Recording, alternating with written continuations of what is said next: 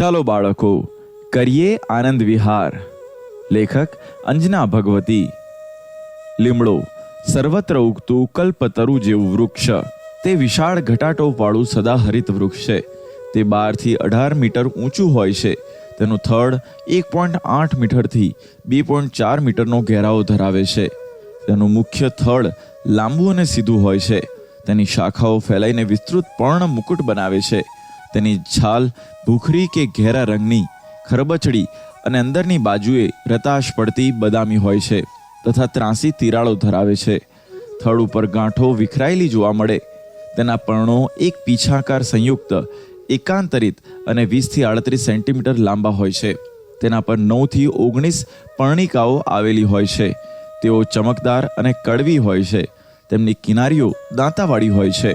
આછા પીળા કે સફેદ નાના સુગંધિત અસંખ્ય ફૂલો એટલે કે મોર લાંબા પાતળા પુષ્પગુચ્છ પર ગોઠવાયેલા હોય છે. ફળ એટલે કે લીંબોડી પાકે ત્યારે પીળું, સુગંધિત અને અંડાકાર હોય છે. તે એક બીજ ધરાવે છે. ભારતમાં સર્વત્ર આ વૃક્ષ થાય છે. તે મોટા ભાગે સદાહરિત વૃક્ષ છે, પણ શુષ્ક સ્થળોએ ફેબ્રુઆરી-માર્ચમાં વૃક્ષ લગભગ પર્ણરહિત થઈ જાય છે અને નવા પર્ણો માર્ચ-એપ્રિલ દરમિયાન આવે છે.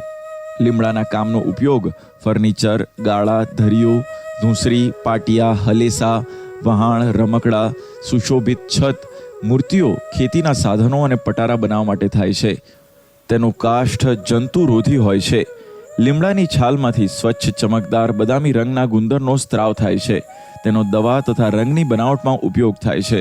લીમડાના પાન કીટકોનો નાશ કરતા હોવાથી ઊનના કપડાં તથા પુસ્તકોમાં જીવાતથી રક્ષણ મેળવવામાં મૂકવા માટે આવે છે. અનાજમાં પણ લીમડાના સૂકા પાન રાખવાથી તે જીવાત રહિત રહે છે. કુમળા પાન મરી સાથે લેવાથી આંતરડામાં થતા કૃમિઓનો નાશ થાય છે. પર્ણોનો મલમ ચાંદા પર લગાડવામાં આવે છે. તે સફેદ કોઢમાં પણ ઉપયોગી છે. તેનો શેક મચકોડથી થતા દુખાવામાં રાહત આપે છે. લીંબોડીના તેલનો ચામડીના રોગોમાં ઉપયોગ થાય છે. વાળમાં નાખવાનું તેલ પણ એમાંથી બનાવાય છે. આમાં વૃક્ષનું દરેક અંગ કોઈને કોઈ ઉપયોગમાં આવે છે. આથી જ આ વૃક્ષને પૃથ્વી ઉપરનું કલ્પતરુ કહ્યું છે. પ્રાચીન કાળથી ઋષિઓએ ચૈત્ર માસમાં લીમડાના મોર સાથે કુમળા પાનનો રસ પીવાનો મહિમા સમજાવ્યો છે. આજે પણ ઘણા લોકો આવો રસ પીએ છે અને વર્ષભર નિરોગી રહેવાય તેવું માને છે. બકાન લીમડો અને મીઠો લીમડો આ લીમડાની તદ્દન ભિન્ન પ્રકારની વનસ્પતિઓ છે.